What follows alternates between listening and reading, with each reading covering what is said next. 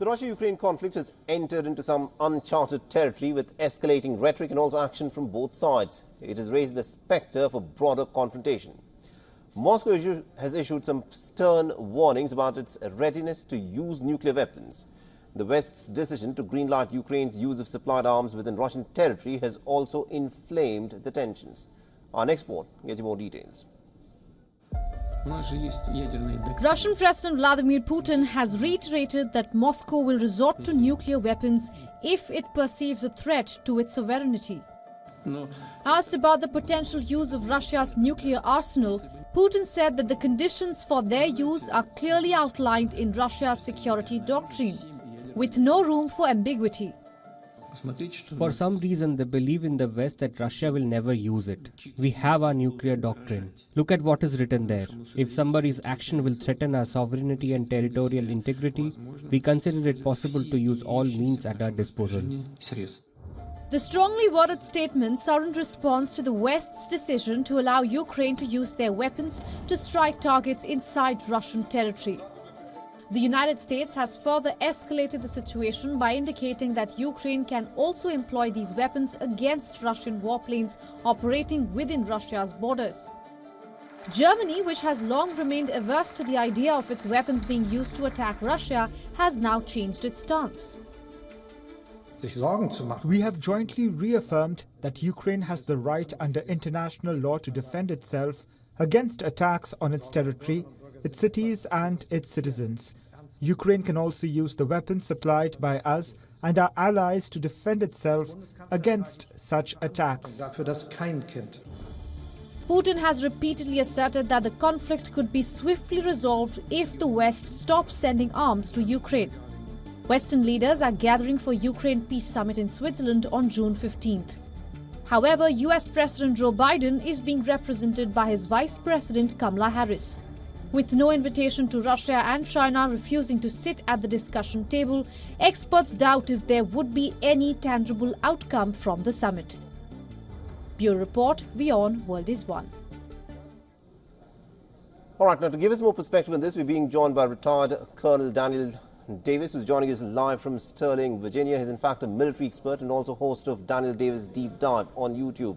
Now, Colonel Davis, thank you very much indeed, sir, for speaking to us here on WION. Let me in fact ask you about the statement that's been put out by the Russian President Vladimir Putin, where he has said, given the fact that the Western nations are arming Ukraine and are now giving the green signal for Kiev to strike targets deep inside Russian territories, Russia has said that it could now be open to arming probably even non-state actors who could attack Western nations with these Russian-given weapons.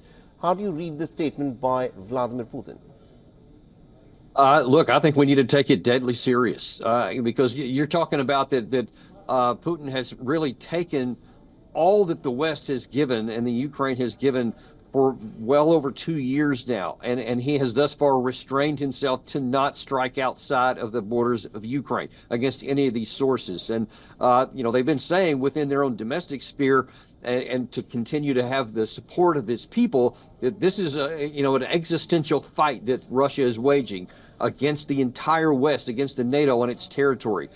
With the West now escalating that above what it has been for the last 2+ years, and now saying that long-range weapons can be used in Russia proper.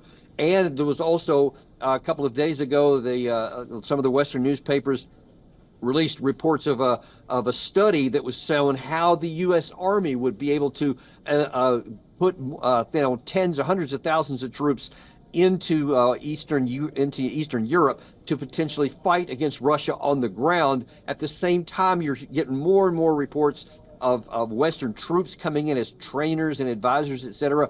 I think that Russia's feeling like that there's a line is being crossed, and now then they are truly feeling existential. And I think that that's why he's saying all these things, and they probably mean it.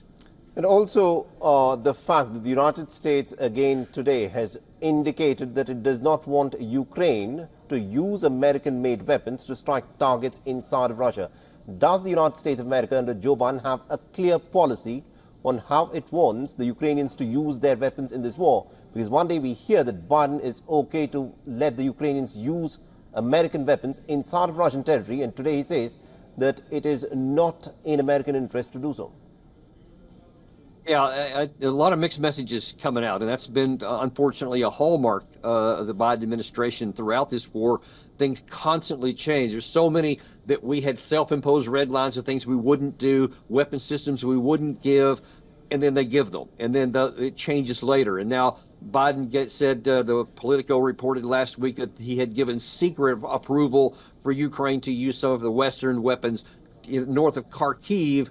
And then he says, well, it's kind of limited. But, the question is, does Ukraine really regard that as limited? Because everything else has fallen in time from pressure on the Biden administration.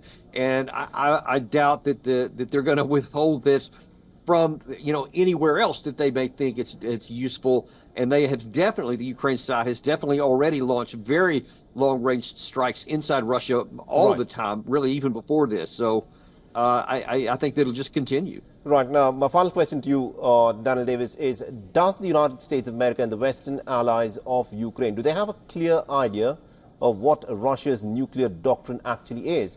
Because the Russians have said that if they feel their sovereignty comes under threat, then they could use the nuclear option. So how far can the Western nations actually push and probe Russia and still ensure that Russia does not cross the nuclear threshold? Well, in direct answer to your question, absolutely. We know what their doctrine is. This is not the first time that Putin has declared it. It's been written down many times. That's why he said in his statement, go look at what's written down, because it's been out there for a long time. We've talked about it many times in the West. We know it. The problem is trying to see how close we can get to stay just on this side of the threshold. And one has to wonder, what is the value of trying to push right up to the potential point where the Russian side could feel threatened enough to use it, because it is absolutely a no-win situation for everyone, for Russia, for Ukraine, for the United States, and the entire West. I don't know why we're even pushing up on this, because there's no value in trying to find out where that line is. Absolutely. Thank you very much indeed, Colonel Daniel Davis, for joining us and getting us that perspective there. You're welcome. For all the latest news, download the WION app and subscribe to our YouTube channel.